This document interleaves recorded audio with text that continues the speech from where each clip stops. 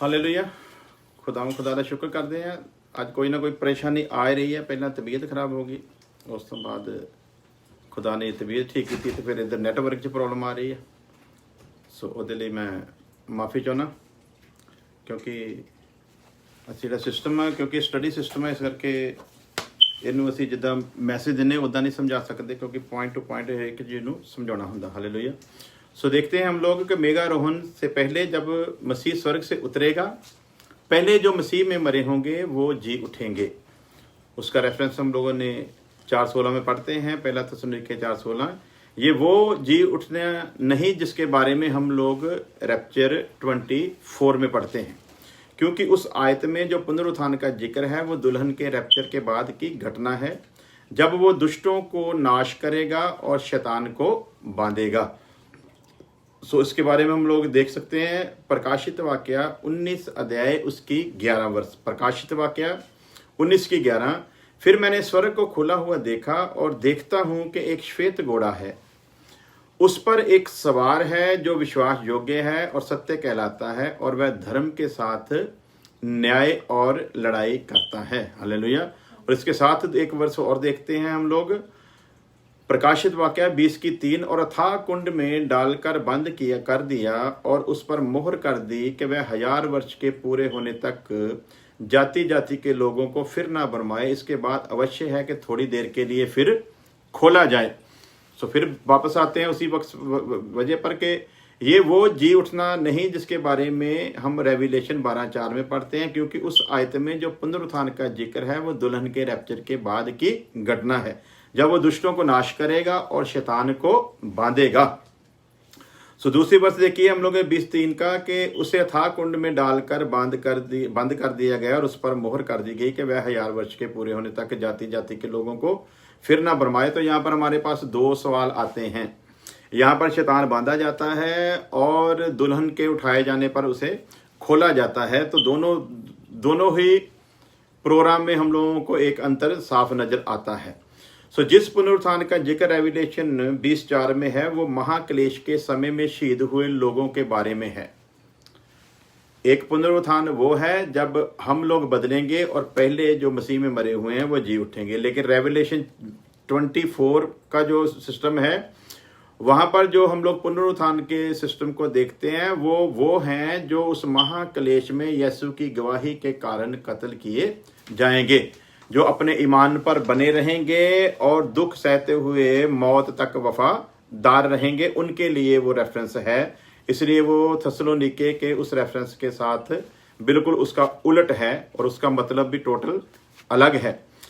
Number 2, जिस वक्त मसीह में मरे हुए जी उठेंगे, जीवित विश्वासियों का रूपांतरित होगा।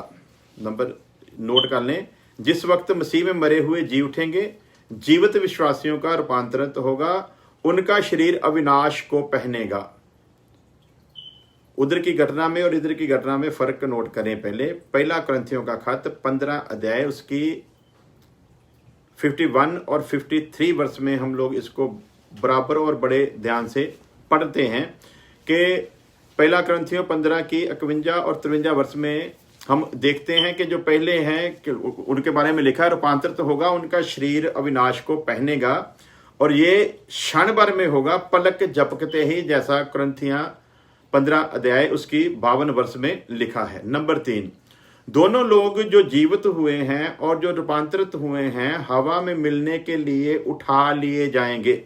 दोनों लोग जो जीवित हुए और रूपांतरित हुए हैं हवा में मिलने के लिए उठा लिए जाएंगे, अर्थात स्वर्ग और पृथ्वी के बीच वायुमंडल में ये मिलन होगा।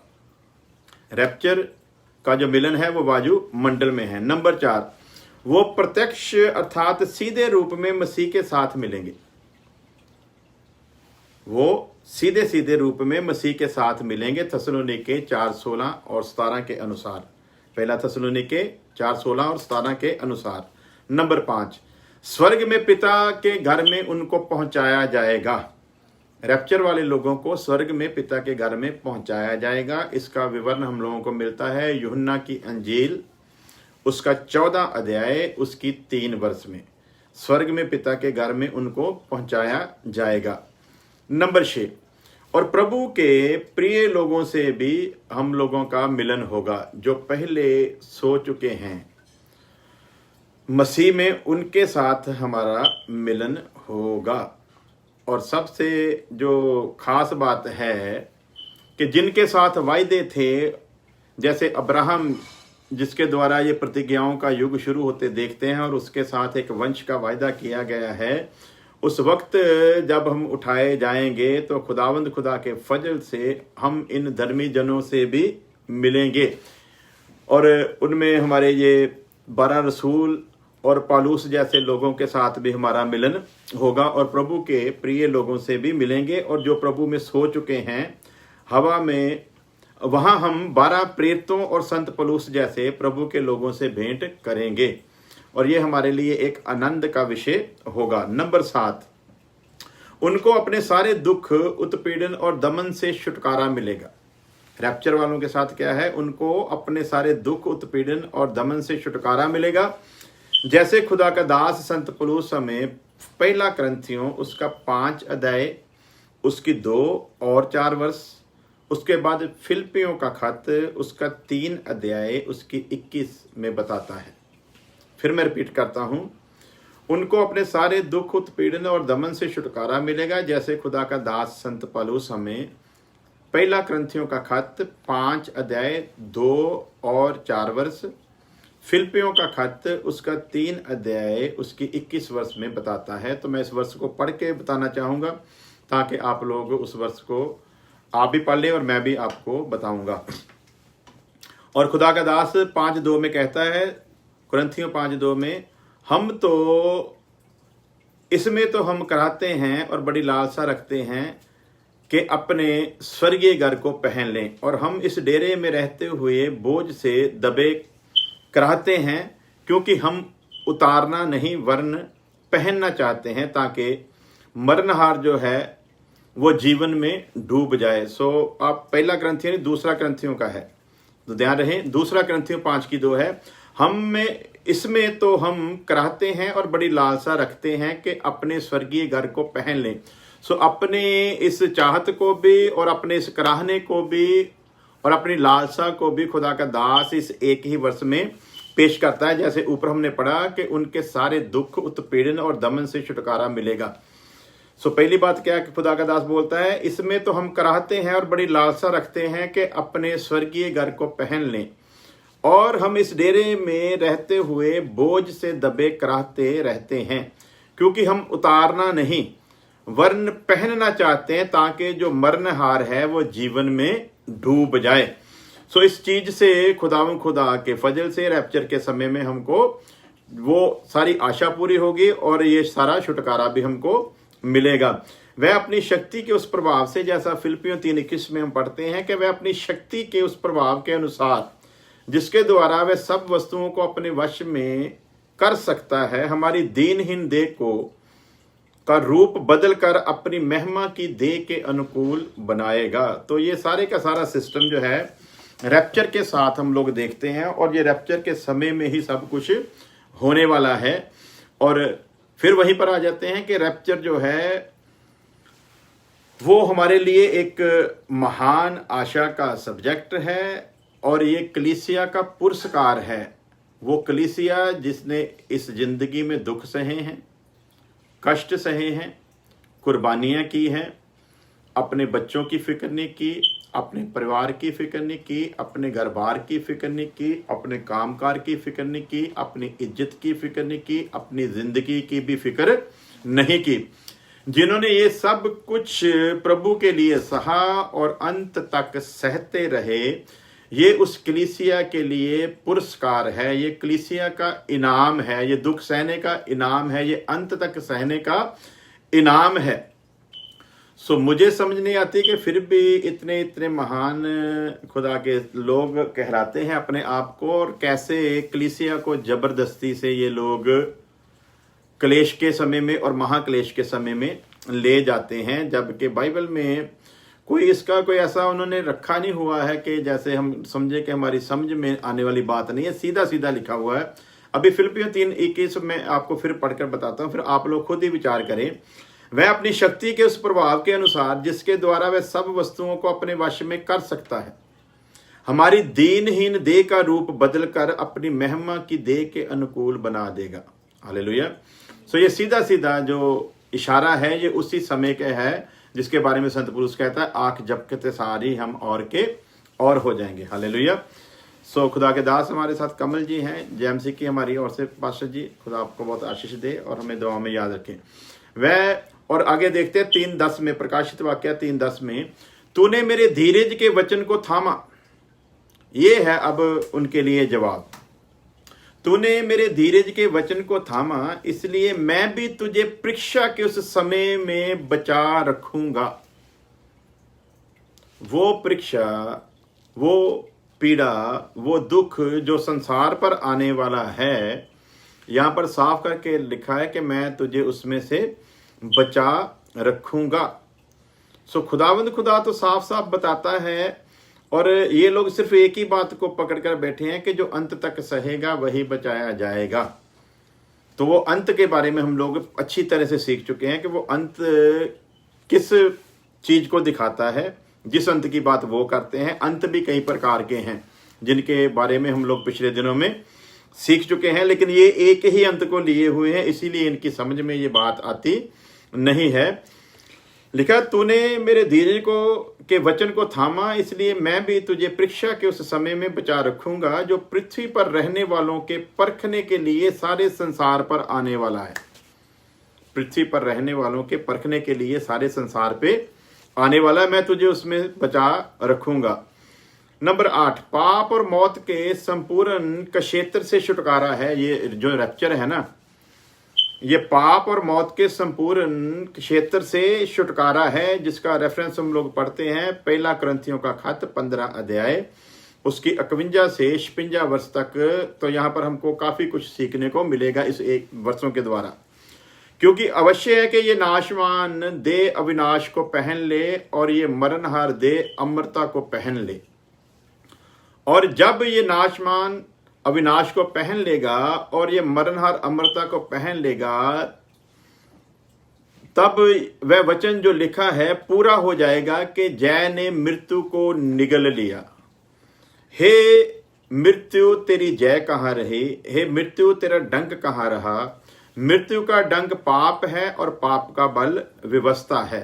सो प्यारो, रैप्चर में हमारे साथ होने वाली घटनाओं में ये सबसे जो सुपर बात है वो ये है कि पाप और मौत के संपूर्ण के क्षेत्र से भी हमारा छुटकारा हो जाएगा। इसीलिए लिखा है आगे जाकर, धन्य है वह जो पहले पुनरुत्थान में शामिल है। धन्य है वह जो पहली क्यामत में शामिल है, दूसरी का उस पर कोई असर होने वाला नहीं है। सो ये क्यामत हो चुकेगी, तब दूसरी क्यामत से पहले के सारे जो लक्षण है हमारे सामने आते हैं, जो 7 साल के समय के बारे में हम लोग देखते हैं। तो अब हमारे इन भाइयों को क्लेश, महाक्लेश और कलीसिया के कष्ट, ये 3 जो पहलू हैं इनको मिक्स किया हुआ है और तीनों पहलुओं के अंतर को समझते नहीं हैं। जैसे कल बताया था, कलीसिया कष्ट में थी, कलीसिया कष्ट में है और रैप्चर के दिन तक कष्ट में ही रहेगी, और इसी के दौरान ये अंत तक सहेंगे तो ही बचाए जाएंगे। उसके बाद आता है कलीसिया के उठाए जाने के बाद 7 साल का कलेश और महाकलेश। उसमें कुदरती विपत्तियां भी आएंगी, तूफान, मरी, ऐसे बहुत कुछ होगा जो पहले आधे समय में है और उसके बाद आधे समय का महाकलेश है। तो उसमें कलीसिया का कोई भी सीन नहीं है। कलीसिया उस वक्त अपने प्रभु के साथ स्वर्ग में होगी। 7 साल हम लोग वहां पर मजे लेंगे, आराम करेंगे, उसके बाद फिर प्रभु के साथ राज्य करने के लिए जमीन पर आएंगे। पॉइंट 9। सो 9वां पॉइंट यह है कि यीशु से बादलों पर मिलन आने वाले महाक्लेश से छुटकारा देगा। हालेलुया। यीशु से बादलों पर मिलन आने वाले महाक्लेश से छुटकारा देगा। जो महाक्लेश संसार पर आने वाला है, बादलों पर जो हमारा यीशु मसीह के साथ मिलन होगा, ये मिलन हमको आने वाले उस महाक्लेश से छुटकारा देने के लिए है, उस महाक्लेश में पहुंचाने के लिए नहीं है। सो रेफरेंस मैं दूंगा ताकि आप बिल्कुल इसको बारीकी से समझ जाएं। 1 थिस्सलुनीके उसका 1 अध्याय उसकी 10 वर्ष में आप लोग इसे बखूबी पढ़ सकते हो। तो उसके साथ साथ पहला थिस्सलुनीके 5:9 में भी लिखा है, क्योंकि परमेश्वर ने हमें क्रोध के लिए नहीं परंतु इसलिए ठहराया कि हम अपने प्रभु यीशु के द्वारा उद्धार प्राप्त करें। परमेश्वर ने हमें किस लिए ठहराया? क्योंकि परमेश्वर ने हमें क्रोध के लिए नहीं, और वो जो 7 साल का क्लेश और महाक्लेश है वो परमेश्वर का क्रोध है उन लोगों पर जिन्होंने अनुग्रह के समय की कदर नहीं की। वो परमेश्वर का क्रोध है जिन्होंने अनुग्रह को ठुकराया, परमेश्वर के पुत्र का इनकार किया और उसे मुक्तिदाता नहीं माना, अपने पापों से तौबा नहीं की। ये परमेश्वर का क्रोध है जो उन 7 सालों में लोगों पर आएगा, विरोधियों पर। क्योंकि परमेश्वर ने हमें क्रोध के लिए नहीं परंतु इसलिए ठहराया कि हम अपने प्रभु यीशु मसीह के द्वारा उद्धार प्राप्त करें। तो वो हमारी मुक्ति होगी जब प्रभु यीशु मसीह, इस महाक्लेश से भी हमारी मुक्ति होगी। जो महाक्लेश दुनिया पर आने वाला है, प्रभु यीशु मसीह उस महाक्लेश से भी हमारी मुक्ति करवाकर हमें लेकर जाएगा, ताकि हमें उसमें प्रवेश ना करना पड़े। इसको और बढ़िया करके लिखा है प्रकाशित वाक्य 3:10 में हम लोगों ने जैसे पढ़ा, तूने मेरे धीरज के वचन को थामा है, इसलिए मैं भी तुझे परीक्षा के उस समय बचा रखूंगा जो पृथ्वी पर रहने वालों के परखने के लिए सारे संसार पर आने वाला है। सो फिलाडेल्फिया में विश्वासियों को परीक्षा के समय छुड़ाने की मसीह की प्रतिज्ञा पौलुस के द्वारा बताई गई उस प्रतिज्ञा के समान है जो उसके थिस्सलुनीके की कलीसिया को बताई थी कि वह आने वाले प्रकोप से बचाए जाएंगे। सो 2 जगह पर हमको ये रेफरेंस मिलता है। जैसे हमने पढ़ा 3:10 में प्रकाशित वाक्य, ये बिल्कुल खुदा के दास की उस बात के साथ मेल करती है जो हमने 5:9 में पढ़ा है। सो 2 जगह पर जब हमको गवाही मिलती है तो वो प्रत्यक्ष रूप पर प्रकट करती है कि दोनों बातों में क्या मिलन है और दोनों बातें किस बात पर मोहर लगाती हैं। 1 थिस्सलुनीके 1:10 में लिखा है, और उसके पुत्र के स्वर्ग पर से आने की बाट जोते रहो जिसे उसने मरे हुओं में से जलाया, अर्थात यीशु को जो हमें आने वाले प्रकोप से बचाता है, आने वाले प्रकोप से बचाता है, उसकी बाट जोते रहो। तो वो प्रकोप हमारे लिए बिल्कुल भी नहीं है। परीक्षा के इस समय में खुदा की ओर से वह समय शामिल है। फिर बताता हूं, परीक्षा के इस समय में खुदा की ओर से वह समय शामिल है जो इस युग के अंत में सारे संसार में परीक्षा, प्रकोप, क्लेश लाने के लिए नियुक्त किया गया है। फिर रिपीट करता हूं ताकि आप समझें। परीक्षा के इस समय में खुदा की ओर से वह समय शामिल है जो इस युग के अंत में सारे संसार में परीक्षा, प्रकोप, क्लेश लाने के लिए नियुक्त किया है, जो पृथ्वी पर मसीह के राज की स्थापना से कुछ समय पहले होगा। ये सब कुछ जो है वो यीशु मसीह की पृथ्वी पर आने से दुल्हन को जब लेकर आएगा कुछ समय पहले होगा। प्रकाशित वाक्य 5:10 में, और उन्हें हमारे परमेश्वर के लिए एक राज्य और याजक बनाया और वह पृथ्वी पर राज करेंगे। और जब ये सब कुछ होगा उस वक्त की बात करता है कि वह परमेश्वर के याजक होंगे और पृथ्वी पर राज करेंगे। नंबर 1, परीक्षा का ये समय अधर्मी लोगों पर परमेश्वर के प्रकोप का समय होगा। सो याद रखिए प्यारो, क्लेश और महाक्लेश 7 साल का ये समय है, ये अधर्मी लोगों पर परमेश्वर का प्रकोप है। ये अधर्मियों पर आने वाला दंड है, ये अधर्मियों पर आने वाली सजा है, ये अनुग्रह के युग की कदर ना करने वालों के ऊपर आने वाली सजा है। तो जो पहले ही धर्म में जी रहे हैं वो प्रकोप में क्यों जाएंगे? इतनी सी बात हमारे लोगों की समझ में आती नहीं है। सो और खोलते हैं, फिर उसके बाद दुआ करेंगे। यशाया नबी की किताब, उसका 13 अध्याय, उसकी 6 से लेकर 13 वर्ष तक हम इसका विवरण यूं पढ़ते हैं। हाय हाय करो, क्योंकि यहोवा का दिन समीप है, वह सर्वशक्तिमान की ओर से मानो सत्यानाश करने के लिए आता है।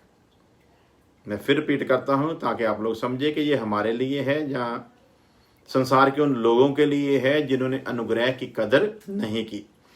हाय हाय करो, क्योंकि यहोवा का दिन समीप है। आपा करिए हुण हाय हाय कि खुशी मनाइए। सानू हाय हाय करन दी लोड़ आ, क्योंकि परमेश्वर दे नज़दीक है, जाके असी खुशी करिए। असी फिर काहदे लई गाउने आ, यसू जल्दी आ जा, अपनी दुल्हन नूं लै जा। ते जे असी जदों उहने आउणा आ ते असी हाय हाय करना आ, जे असी छाती पिटनी है तो यदा मतलब असी सिर्फ दुष्टता दे विच आ, यदा मतलब दुल्हन तैयार होई नहीं। ते पलूस ते कहंदा मैं पाक कुआरी की तरह उहदे अर्पण कर दिता तुहानूं, ते पाक कुआरी नूं ते लैण आ रहा है। ते पाक कुआरी नूं जदों वो लैण आवे ते पाक कुआरी पिटूगी। 5 कुआरियां जिन्हां ने तैयारी कर रखी सी वो पिटियां कि जां जिहड़ियां 5 रह गईयां।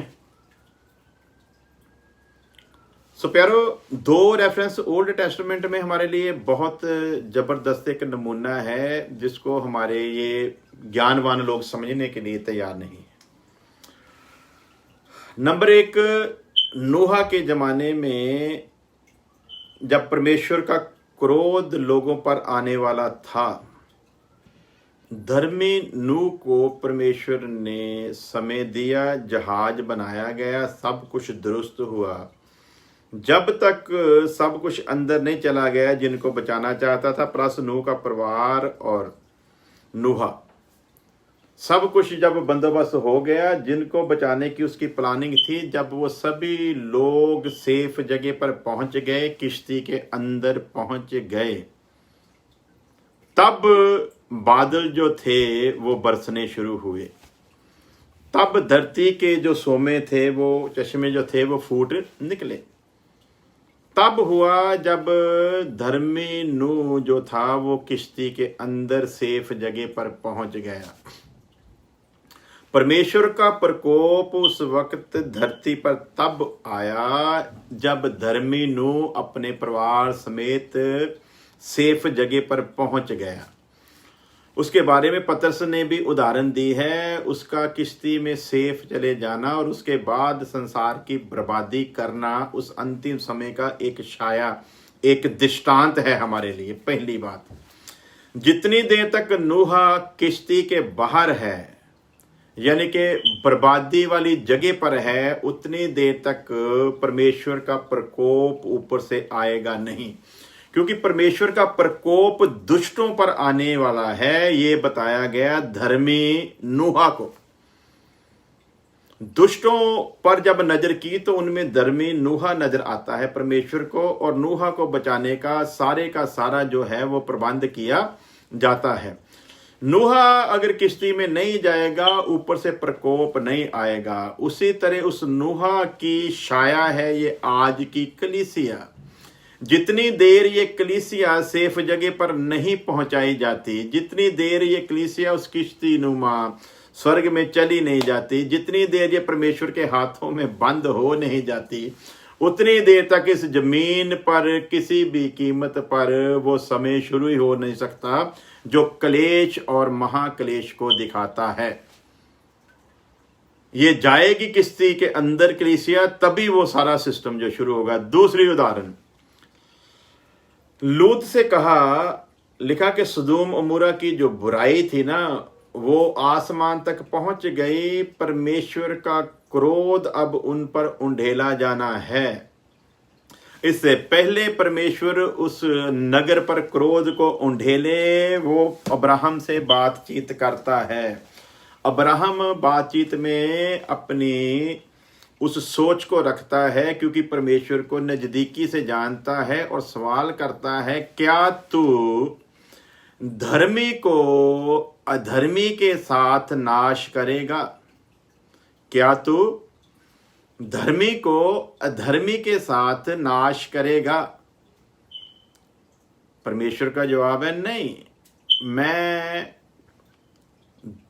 धर्मी पर वो कष्ट नहीं ला सकता जो मैंने कुधर्मी पर यानी कि अधर्मी पर लाना है। अब बात आती है समझ में। मेरे ख्याल से आप लोगों के लिए समझने के लिए ये 2 उदाहरण काफी हैं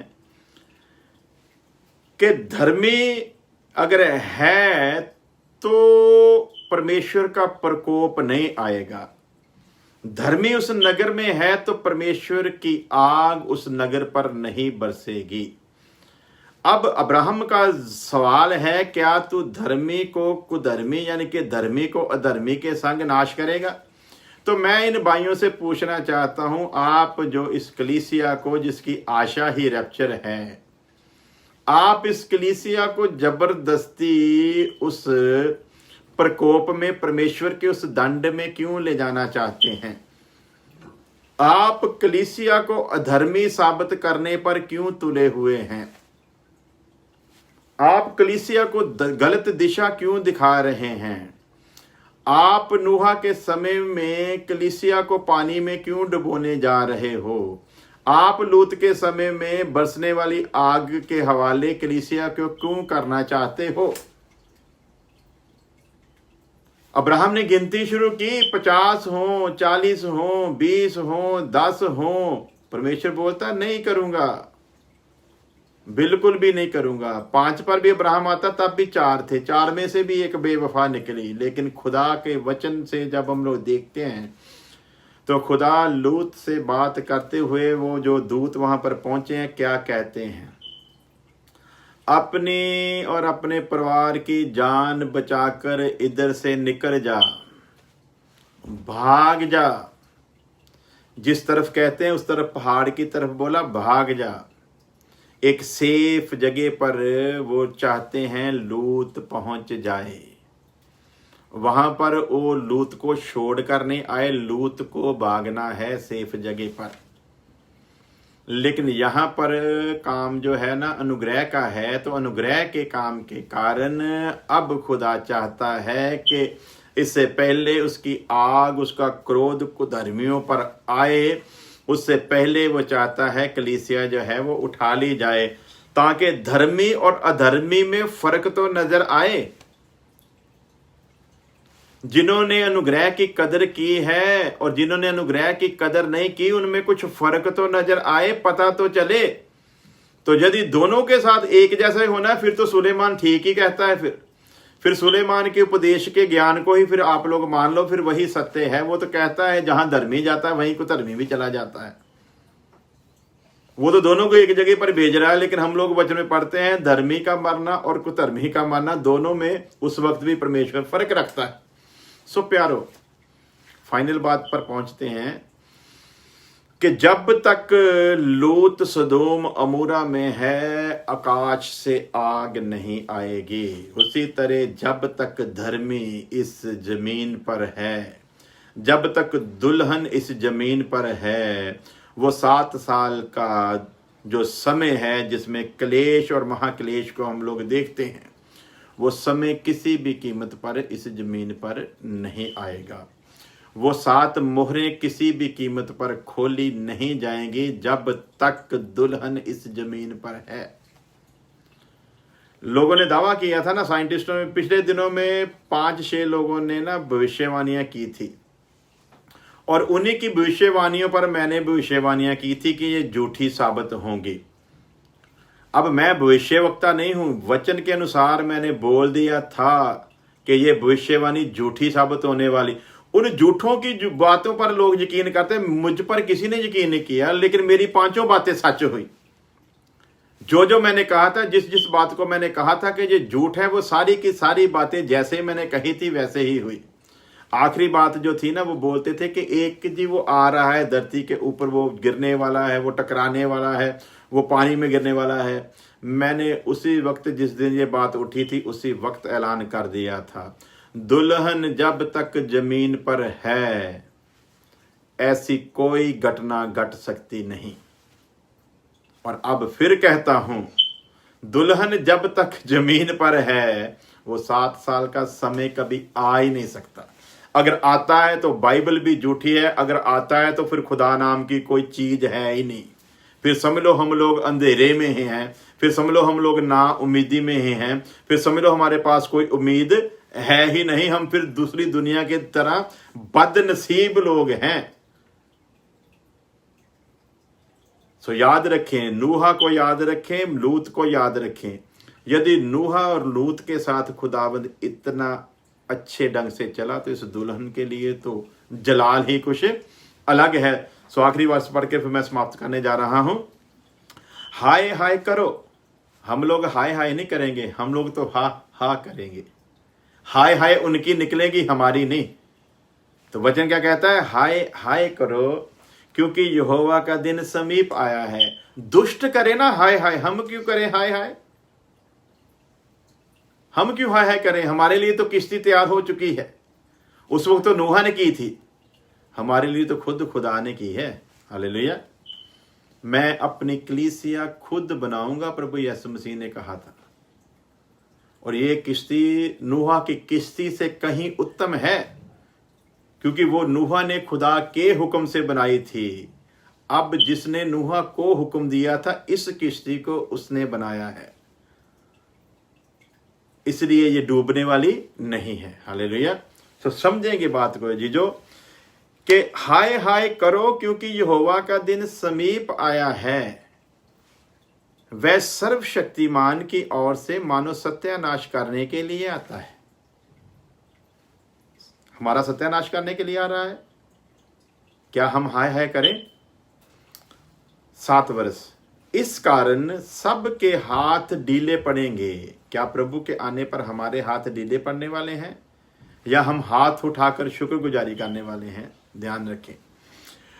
और हर एक मनुष्य का हृदय पिघल जाएगा। तो क्या प्रभु के दिन हमारा हृदय पिघलेगा या खुशी से झूम उठेगा?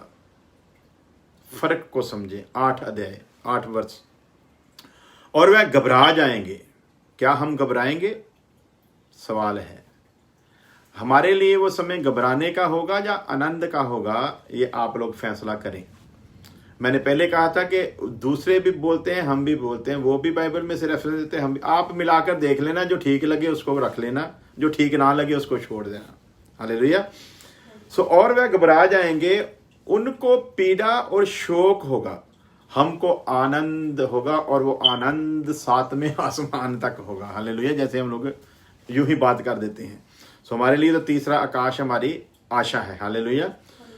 सो से देखते हैं कि और वह घबरा जाएंगे, उनको पीड़ा और शोक होगा, हमको आनंद होगा, खुशी होगी। उनको जच्चा की सी पीड़ाएं उठेंगी, उनको ऐसा दर्द जैसे एक औरत को बच्चे को पैदा करने के वक्त होता है, वैसा दर्द होगा। हमें वैसा दर्द नहीं, हमारे लिए तो आनंद का वो विषय होगा। वह चकित होकर एक दूसरे को ताकेंगे, वो एक दूसरे वाले देखेंगे, उनको उनके मुंह जल जाएंगे। तो क्या हमारे मुंह प्रभु यीशु मसीह के आने पर जलने वाले हैं? सवाल है, समझ आप ही जाना। 9 वर्ष। देखो यहोवा का वह दिन रोष और क्रोध और निर्दयता के साथ आता है कि वह पृथ्वी को उजाड़ डाले और पापियों को उसमें से नाश करे। किस लिए आ रहा है यहोवा का दिन? कि वो पापियों को नाश करे। सो पापियों को नाश करने का जब हम लोग ये सिस्टम देखते हैं ना, ये सारे का सारा दूसरे आगमन पर है, जब वो अपनी दुल्हन के साथ जमीन पर आने वाला है, पापियों का नाश करने आने वाला है। और पापियों का नाश यहाँ वो खुद करेगा, वहां न्यायी की तौर पर वो कलीसिया भी होगी, राज्य करने वाली, साथ में वो कलीसिया भी होगी।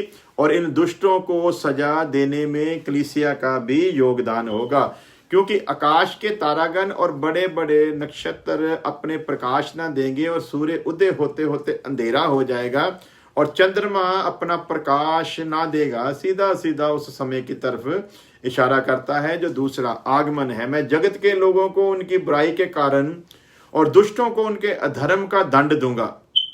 तो यदि कलीसिया उस समय में प्रवेश करने वाली है, तो फिर क्या हम ये समझें कि कलीसिया भी दुष्टों की और अधर्मी लोगों की गिनती में है कि वो दंड पाएगी? किसी कीमत पर भी नहीं। मैं अभिमानियों के अभिमान को नाश करूंगा और उपद्रव करने वालों के घमंड को तोड़ डालूंगा। तो क्या हमारा सिस्टम ऐसा है जैसा हम वचन में देख रहे हैं? क्या हम अभिमानी हैं? क्या हम उपद्रव करने वाले हैं? क्या हम घमंडी हैं? हम तो अपने सारे घमंड को सलीब पर लटकाकर एक आम इंसान की तरह उसकी दी हुई आशा का इंतजार कर रहे हैं, और उस आशा के बदले में हम कुछ भी सहने के लिए, कुछ भी करने के लिए तैयार हैं। सो प्यारे अजीजो, जब वो आगमन होगा जहां प्रभु यीशु मसीह ये सब कुछ करेगा, सबसे खुशी की बात ये है जैसे जलाल में वो होगा, उसी के साथ उसकी दुल्हन भी उसी जलाल में आएगी। हालेलुया।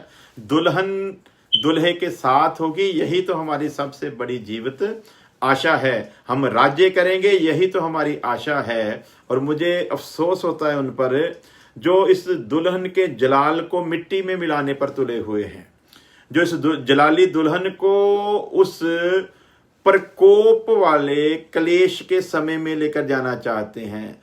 मुझे अफसोस होता है उन पर जो दुल्हन को दंड के नीचे लेकर आना चाहते हैं। दुल्हन दंड के नीचे नहीं आएगी, दुल्हन तो फजल के नीचे रहेगी। हालेलुया। फर्क है, लेकिन ये लोग समझने के लिए तैयार नहीं होंगे क्योंकि बुद्धि शायद बंद है। मैं मनुष्य को कुंदन से और आदमी को ओपीर के सोने से भी अधिक महंगा करूंगा, इसलिए मैं आकाश को कंपाऊंगा और पृथ्वी अपने स्थान से टल जाएगी। ये सेनाओं के यहोवा के रोष के कारण और उसके भड़के हुए क्रोध के दिन होगा। हालेलुया। भड़के हुए क्रोध का दिन है।